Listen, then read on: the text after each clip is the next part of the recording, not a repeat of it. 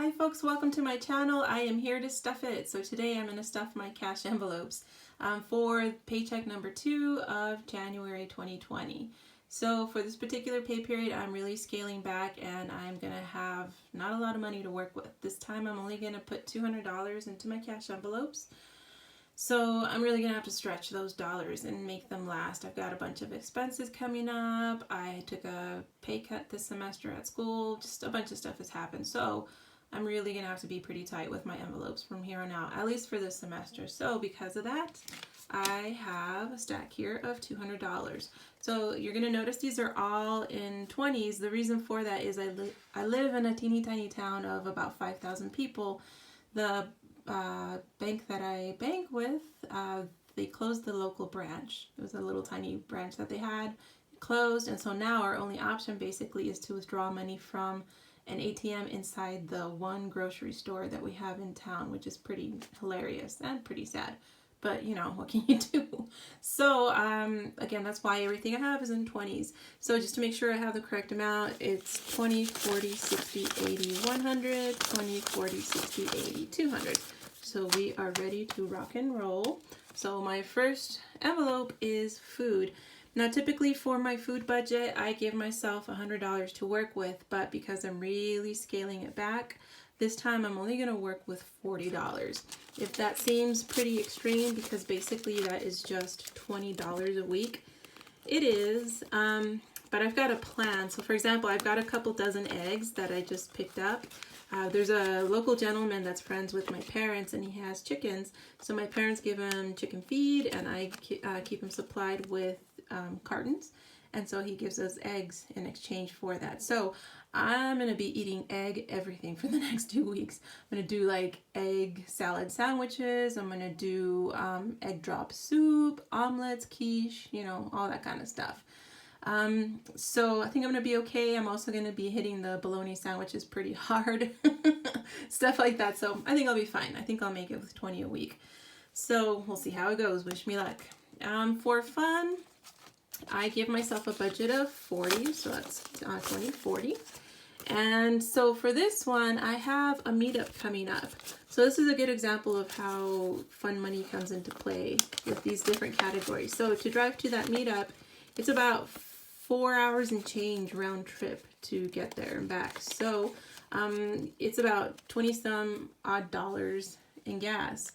I'm not going to touch my gas envelope, which you're going to see in a minute. I'm going to take that gas money out of here, because if I took it out of my gas envelope, I'd pretty much deplete it. And so this, like if I do something fun that requires driving, then the money's going to come out of here. So hopefully that makes sense. So for my gas envelope, normally I have a budget of 60 because I've figured out that it costs me $60 every pay period to go to school. I already had to put gas in the car because I was completely out. I was running on fumes. So I already have money in the tank, which means I only have 40 more to put in there. And I should be fine. Again, I've already got part of the money in there, and here is the other part. So there is my gas envelope all stuffed. Now for gifts, I'm also scaling back. Normally I used to do 40. 20 was usually for presents. The other 20 was for classroom related stuff, like, you know, supplies, snacks, buying fundraiser related stuff from the students. So for here on out, at least for the semester, I'm going to just do 20 per pay period and really scale it back. If you notice, there's already cash in here. So my niece's baby shower is this weekend, and so I've been saving up money for that. She's having a gift card baby shower, so I have 20, 40, 60, 80, 100 that I've been saving since last month to buy her a gift card for the shower. So that money's going to be gone this weekend, and so I'm only going to put $20 more in here, but that 20 is also going to be gone pretty soon because my other niece's birthday is also in this pay period, and so this 20 is going to go to her. So the way I do it with gifts is that I keep this stocked with $20 bills, and then when someone has a birthday or something like that, I have a stash of like empty note cards and birthday cards that I bought at Dollar Tree. So it's in my car, and then I have the envelope in the car, and I just grab a 20, fill out the card, and boom, you know, present taken care of. So that's been working out pretty well for me. Okay, my next category is home. So for this one, I'm only going to give myself a budget of $20 for the pay period. I actually only am going to spend about 10 because all I need is a toothbrush and one of those back scrubber loofah things. Those I get for $1 at Dollar Tree. Toothbrush is about $5. So I'm going to have change left over here, more than likely at the end of the pay period. I'm going to roll over the change into the unbudgeted envelope that you're going to see in a minute. My next category is pets. So normally I budget $100 a pay period for my pets. This particular pay period I adulted really, really hard. Oh, in fact, it still kind of hurts. So I had a $50 gift card to Amazon. Normally those I spend on fun stuff for myself. So like usually it's planner supplies, stationery, things like that that make me happy. So I blow my money on that, and I'd been eyeballing like a Hobonichi Weeks Mega, which is $40. I'd been eyeballing some other stuff. But then when it came down to it, I was like, you know what? My pets are more important and money's tight right now, so I really gotta, just suck it up. So I spent all $50 for my pet food. So that money's gone. I also have a pretty good stash built up already from the previous pay period of food. So we're pretty much all set with the pet money. So that's why I'm only putting $20 in it for this particular period. And I think the only thing I'm going to spend this on, I still need to buy just a little tiny bit of wet food. But the rest of it, I'm hoping to buy some CBD oil for my old dog. She is about 14. She's arthritic, so I want to make her comfortable. I heard there's a place in town that sells CBD oil pretty cheap. So I'm going to go check that out and, try a bottle out and see if it helps her. So that's my pet envelope. And my last one, technically, is my unbudgeted envelope. And so for that one, I'm going to start it with $20 for now. And then whatever money is left over, I am going to put it into here and just let it build and build and build because unexpected expenses always come up, the whole Murphy's Law thing. So it's good to have, money just building up in this, to have it ready and be prepared for whatever comes up that you weren't expecting. And my last envelope is my hustle envelope. And so in here, I keep the money that I make from my side hustle. So for example, today I sold a few cash envelopes to a lady in town. She ordered a set of 4. So it was $12. I delivered them to her after school, and she gave me the cash, so that's going to go in here. So I let this build, and then when I need to go buy more supplies or whatever, then I will take it out of here. And that works pretty well. So that takes care of my cash envelopes. So these are ready to go. I'm going to be putting these inside of my wallet. So let me make sure they're all lined up. So the nice thing about this wallet is it basically zips all the way around and just makes me feel a little bit more safe and secure. So now my wallet, air quotes, is ready to go. And now we're going to look at how my paycheck number 2 worked out for this particular time. So for right now, these are the bills that are coming out of this paycheck. I like to pay my bills as soon as my money rolls into my account. So instead of waiting for the day that they're due, I actually pay them ahead of time. So phone's been paid, sewer and garbage has been paid, internet's been paid.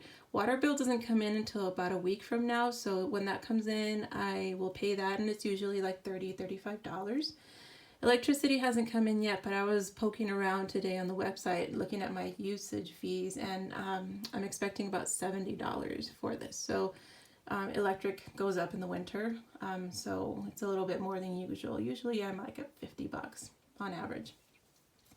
I already put $100 towards my sinking funds, and so this one is where I added up how much I pay in property taxes, car insurance, flood insurance, home insurance, car tags for the whole year, and divided by 12, and it works out to about $100 a paycheck. So that went into its sinking funds in my bank account. This $100 went for my travel. I take out $100 as well for travel, and this is pretty much already gone, and I'll explain in a minute why. And I'm using $50 per pay period to build up my emergency fund. So Dave Ramsey recommends you have that you have $1,000 of a baby emergency fund. And I had that $1,000, but then in December I got hit with a $700 bill for my car that obviously wasn't expected, but needed to be taken care of. And so I had to tap into my emergency fund. And so now I'm building it back up with $50 per pay period for that. So that was a total of $250 for my sinking funds. Then I threw in $250 more towards my principal. So at the beginning of the month with paycheck number 1, I pay my mortgage.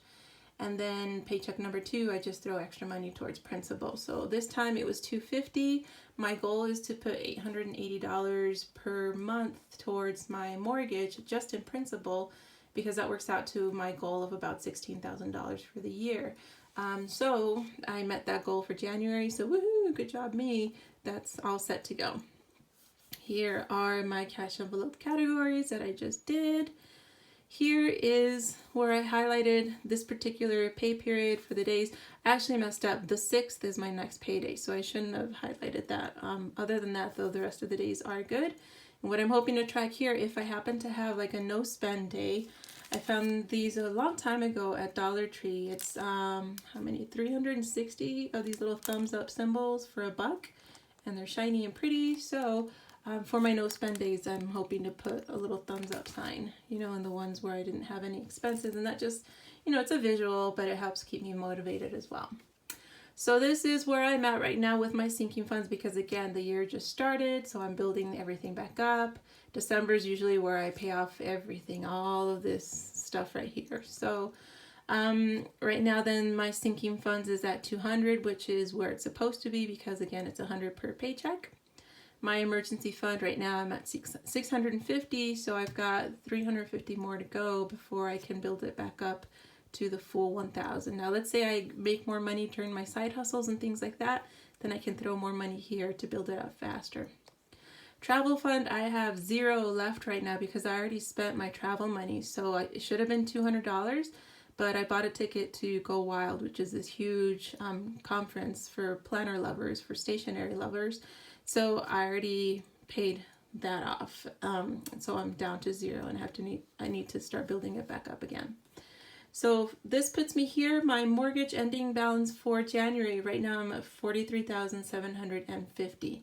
I've got this weird little OCD quirk where I just like nice round numbers. It would drive me crazy. Like, let's say this was $43,751.27. I'd be like, stress. So I always keep it at a nice round number for whatever weird reason. It just makes me happy. So anyways, there's my overview of how my paycheck number 2 broke down. I hope that information was useful and that you get some ideas about how to do your own.